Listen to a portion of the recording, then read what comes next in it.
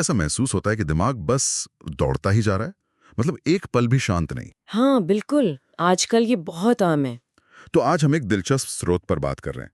ये भावनात्मक रूप से रीसेट होने के लिए जापान से प्रेरित कुछ तकनीकों के बारे में बताता है। अच्छा, मतलब मन को शांत करने के तरीके। हाँ, बिल्कुल समझने की कोशिश करेंगे कि कैसे कुछ व्यवस्थित तरीकों से मन को शांत किया जा सकता है। खासकर आज की दुनिया में, जहाँ इतनी भाग दौड़ है, इतना प्रेशर है। सही कहा, जारी दबाव, दिमाग पर बोझ बहुत ज्यादा है। हम्म। तो चलिए शुरू करते हैं। स्रोत कहता है कि हमारा दिमाग लगातार सोचता रहता है। ईमेल्स हैं, नोटिफिकेशंस हाँ, हैं। काम का प्रेशर, घर की जिम्मेदारियां, सोशल मीडिया, ये लिस्ट तो खत्म ही नहीं होती। इसी को वो शायद मानसिक ओवरलोड कह रहा है, और इसी से चिंता, चिड़चिड़ापन। और थकान, मानसिक थकान, बिल्कुल। तो स्रोत जिस भावनात्मक रीसेट की बात करता है वो इसी का हल है। हाँ, एक तरह से एक प्रस्तावित हल, ये दिमाग को शांत करने, विचारों की जो भीड़ है उसे कम करने। और अपनी भावनात्मक बैटरी को रिचार्ज करने का एक तरीका। बिल्कुल।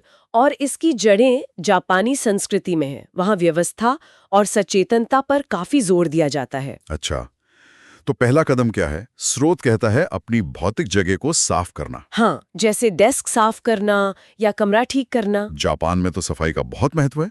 तो ये कहता है कि बिखरा हुआ कमरा मतलब बिखरा हुआ दिमाग। हाँ। सुनने में तो ये बड़ा आसान लगता है ना?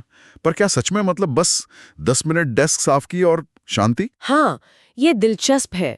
स्रोत के मुताबिक जब हम अपने आसपास की चीजें ठीक करते हैं, व्यवस्थित करते हैं, तो ये दिमाग को एक सिग्नल भेजता है, एक साफ संकेत कि अब शांत होने का, नियंत्रण पाने का समय है। अच्छा, मतलब बाहर की व्यवस्था अंदर की शांति लाती है। एक तरह से हाँ, ये सिर्फ सफाई नहीं है, ये अपने माहौल पर कंट्रोल पाने का एक सचेत काम है। इससे वो जो विचारों की उथल-पुथल है ना, वो कब महसूस होती है? समझ गया। हाँ, ठीक है, तो बाहरी व्यवस्था से अंदरूनी शांति। अगला कदम शरीर से जुड़ा है। स्रोत माइंडफुल मूवमेंट यानी सचेत गतिविधि का सुझाव देता है। माइंडफुल मूवमेंट जैसे जैसे? जैसे जापानी उदाहरण है इसमें, पार्क में धीरे धीरे टहलना या बहुत ध्यान से कपड़े तय करना। अच्छा, या जैसे वो चाय समारोह होता है उनका, धीमी गति से। हाँ, वही, मतलब रोज के काम को ही ध्यान का अभ्यास बना लेना। ये कैसे काम करता है? यहाँ थोड़ी साइंस है। स्रोत बताता है कि जब हम जानबूझकर धीरे और ध्यान से चलते हैं या कोई काम करते हैं, तो हमारा पैरासिम्पैथेटिक नर्वस सिस्टम एक्टिव होता है। ये शरीर का रेस्ट और डाइजेस्ट मोड है, जो तनाव कम करता है। बिल्कुल। तनाव प्रतिक्रिया को कम करता है, इससे शांति बढ़ती है, फोकस बढ़ता है। और भावनात्मक स्पष्टता आती है। अच्छा, मतलब शरीर के जरिए मन को साध रहे हैं। सही है। शारीरिक क्रिया से मानसिक स्थिति पर सीधा असर। शरीर और जगह, ये तो हो गया। अब स्रोत हमें विचारों और भावनाओं को समझने की तरफ ले जाता है। हाँ, अंदर की दुनिया। इसके लिए वो हानसेई का तरीका सुझाता है। ये जापानी शब्द है, मतलब जर्नलिंग और आत्मचिंतन। हानसेई, मैंने सुना है इसके बारे में।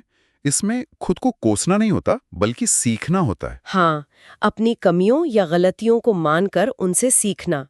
स्रोत कहता है रोज 5-10 मिनट लिखो क्या लिखना है? कि आज तनाव क्यों हुआ, क्या बेहतर हो सकता था, और किस बात के लिए आभारी हूँ। लिखने से क्या होता है इसमें? देखिए, लिखने से भावनाएं दबते नहीं है। स्रोत कहता है कि ये उन्हें बाहर निकालने और समझने में मदद करता है। अच्छा, ये अभ्यास दिमाग को ट्रेन करता है कि वो चुनौतियों और इमोशंस का विश्लेषण करे। इससे मानसिक स्पष्टता आती है, बोझ हल्का लगता है। मतलब अपने अंदर झांकना, अपनी प्रतिक्रियाओं को समझना। बिल्कुल, ये भावनात्मक रीसेट के लिए बहुत जरूरी है। और चौथा सुझाव आज की डिजिटल दुनिया से जुड़ा है। रिकनेक्ट होने के लिए डिस्कनेक्ट होना। हाँ, ये तो बहुत जरूरी है आजकल। स्रोत कहता है लगातार ऑनलाइन रहने से दिमाग थक जाता है, तो छोटे डिजिटल ब्रेक लो। जैसे बिना फोन के खाना खाना, या थोड़ी देर टेक फ्री वॉक पर जाना। पर क्या सच में, मतलब सिर्फ 30 मिनट ऑफलाइन रहने से फर्क पड़ेगा? स्रोत तो यही कहता है, वो जोर देता है इस बात पे। इसके पीछे भी कोई विज्ञान है? हाँ, स्रोत के अनुसार थोड़ी देर के लिए भी डिजिटल दुनिया से हटने पर कॉर्टिसोल, जो स्ट्रेस हार्मोन है, हाँ, उसका स्तर कम हो सकता है, मूड बेहतर होता है, दिमाग को वो जरूरी सांस लेने की जगह मिलती है, जो लगातार जानकारी के शोर में खो जाती है। सही बात है। तो स्रोत ने इन चारों कदमों को मिलाकर एक छोटा सा रोज का रीसेट रूटीन भी बताया है। अच्छा, क्या है वो? पहला, कोई छोटी सी जगह साफ करें, जैसे डेस्क। दूसरा, 5 से 10 मिनट सचेत गतिविधि, जैसे धीरे चलना या स्ट्रेचिंग। ठीक है। तीसरा, 5 मिनट हंसी जर्नलिंग। चौथा, छोटा डिजिटल डिटॉक्स, शायद खाने के वक्त फोन दूर रखकर। और पांचवा, गहरी सांस लें और बस उस शांति को महसूस करें।